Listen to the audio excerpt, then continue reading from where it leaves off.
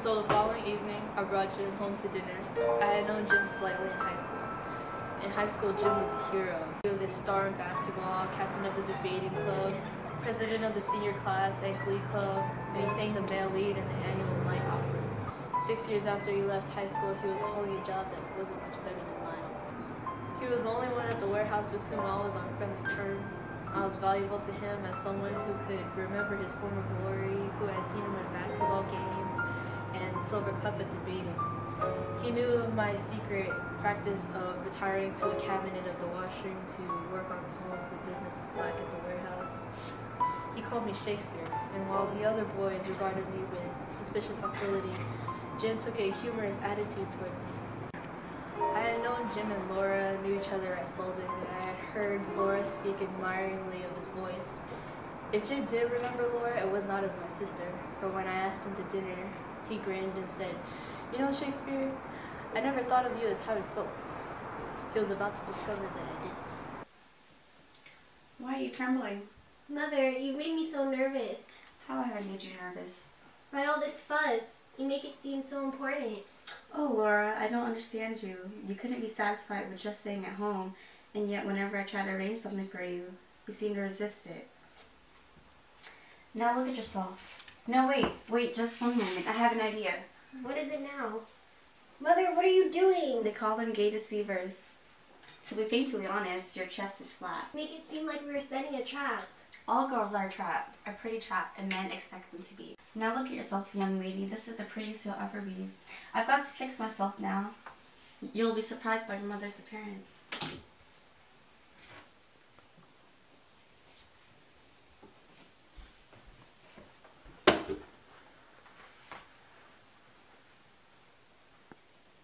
It isn't dark enough yet. I'm going to show you something. I'm going to make a spectacular appearance. What is it, Mother? Possess your soul and patience. You will see something I've resurrected from the old trunk.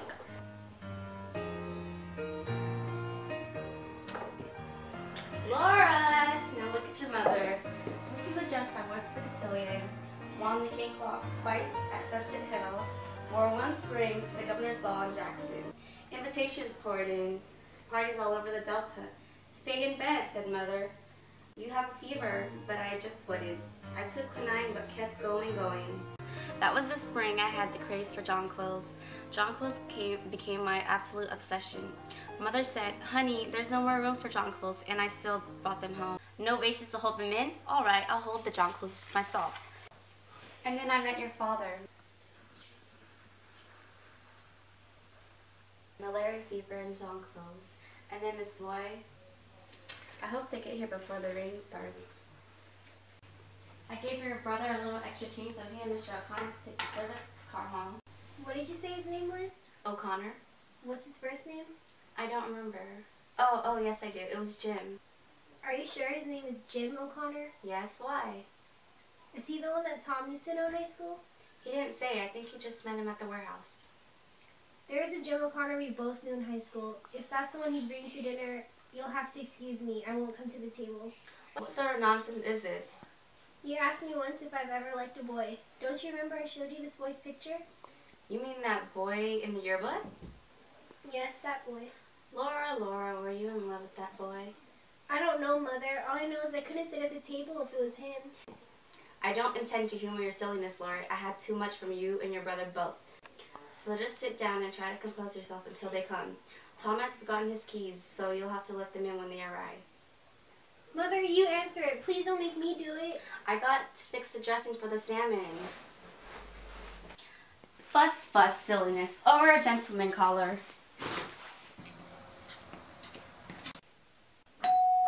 Laura, sweetheart, the door. I think we just beat the rain. Laura, is that your brother, Mr. O'Connor? Will you let them in, darling? Mother, you go to the door.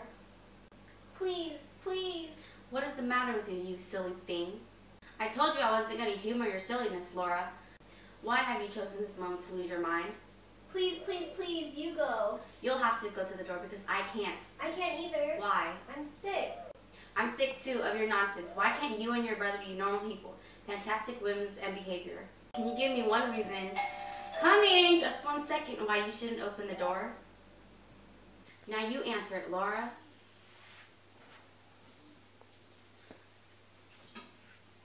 Laura Wingfield, you marched right through that door. Yes, Mother.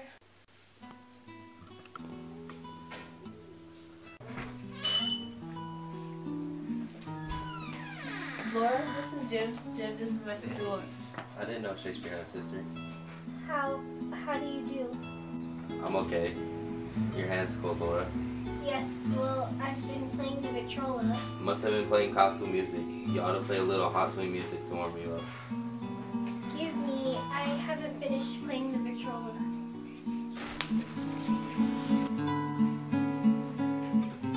What was the matter? Oh, with Laura? Laura's terribly shy. Shy, huh? It's unusual to meet a shy girl nowadays. I don't believe you mentioned you ever had a sister. Well, now you know I have one. Here's the Post-Dispatch. You want a piece of it? Huh? Which piece? The comics? Sports. Old Desi Dean's on his bad behavior. Yeah? Where are you going? I'm going to the terrace. You know Shakespeare? I'm going to sell you a bill of goods. What goods? Of course I'm taking. Huh? In public speaking, you and me are not the warehouse time. Thanks. That's good news, but what has public speaking got to do with it? It fits you for executive position. I tell you, it's done a hell of a lot for me. And what respect? In every. Ask yourself, what's the difference between you and me in the office down front? Just one little thing. What is that one little thing? Primarily, it amounts to social poise. Being able to square up to people and hold your own on any social level. Tom? Yes, Mother? Is that you, Mr. O'Connor? Yes, Mother. Well, you just have to make yourself comfortable in there. Yes, Mother. Ask Mr. O'Connor if he would like to wash his hands. Oh, no thank you. I took care of that at the warehouse. Tom? Yeah? Mr. Mendoza's speaking to me about you. Favorably? Well, what do you think? Well, You're going to be out of the jobs if you don't wake up. I am waking up. You show no signs. The signs are interior. I'm planning to change. I'm committing myself to a future that doesn't include the warehouse, Mr. Mendoza, or even a nice school course in public speaking. What are you asking about? I'm tired of the movies. Movies? Yes, movies. Look at them. All those glamorous people having adventures, hogging it all, gobbling the whole thing up. You know what happens? People go to the movies instead of moving. Hollywood characters are supposed to be having these adventures for everybody in America, while everybody in America sits in a dark room and watches them have them. But I'm not patient. I do not want to wait till then. I'm tired of movies and I'm about to move. Move? Yes. When? Soon. Where? Where? I'm starting to boil inside. I know I seem dreamy, but well, inside I'm boiling. Whenever I pick up a shoe, I shudder a little thinking about how short life is and what I'm doing. Whatever that means, I know it doesn't mean shoes except as something to wear on traveler's feet. Look, What? I'm a member. The Union of Merchant Seamen. I paid my dues this month instead of the light bill. You'll regret it when they turn the lights off. I won't be here. How about your mother? I'm like my father, that bastard, son of a bastard. You see how he's grinning in this picture here? And he's been absent going on 16 years. You're just talking your joke. How does your mother feel about it? Shh, here comes Mother. Mother's not acquainted with my plans. Where are you all? On the terrace, Mother.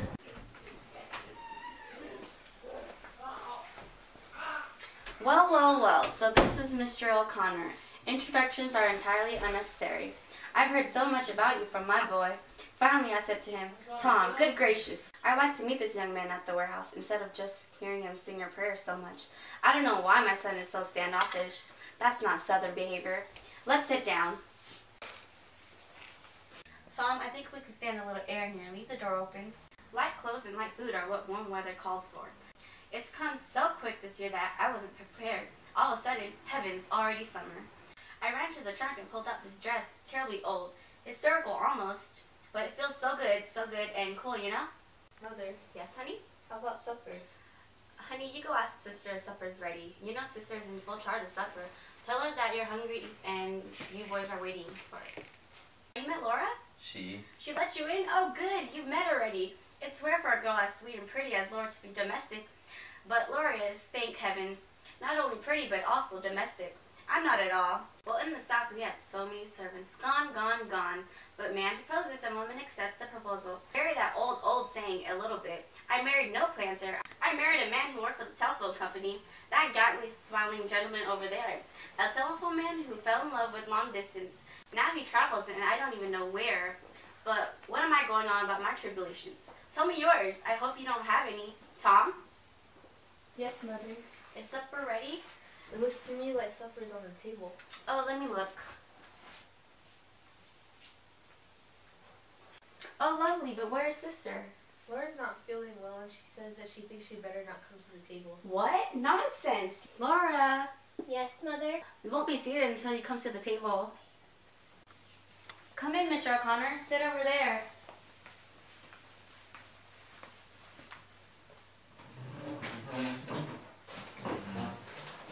Laura Wingfield, you're keeping us waiting, honey. We can't say grace until you come to the table. Laura, while you're ill, darling, Tom, help your sister into the living room. Sit in the living room, Laura. Rest on the sofa. Oh, just standing over the hot stove made her ill. I told her that it was just too warm in the evening, but is Laura all right now? Yes. Chlorine has come up. I think we may have grace now. Tom, honey, you say grace. Oh. For these and all thy mercies, God's holy name be praised. Don't drop that da-da-da. Hey, don't drop that da-da-da. Stop looking at me! Can you see like the glossiness of this tape? No. So, do I... Okay, it's the ruler. Not Kruger. Keep me a Ruger. Pop me a pooper. This is what I threw up. So it's what I threw up. Thicker than the mug, boy, might throw my food up. I'm gonna sell you Billy Good.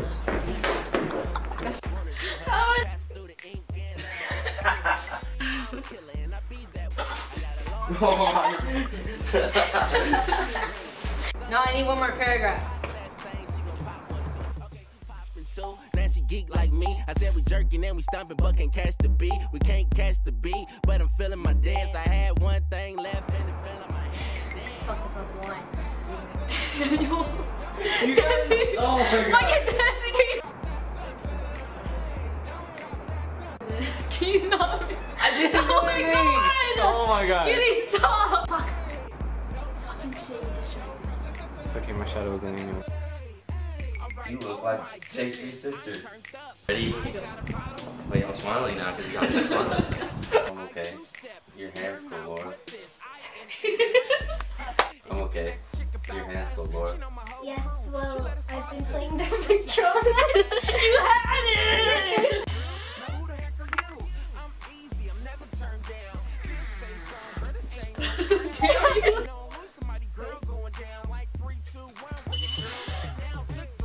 Down. That's on me, and it wouldn't be a song if I didn't say. What? I married a man who worked at a telephone company. I overdid it. Hold up. Why have you chosen this moment to lose your mind? This is the prettiest song. Now look at yourself, young lady. Now look at yourself, young lady. This is the prettiest you'll ever. I don't want to make it seem awkward. Okay. In high school, Jim was a hero.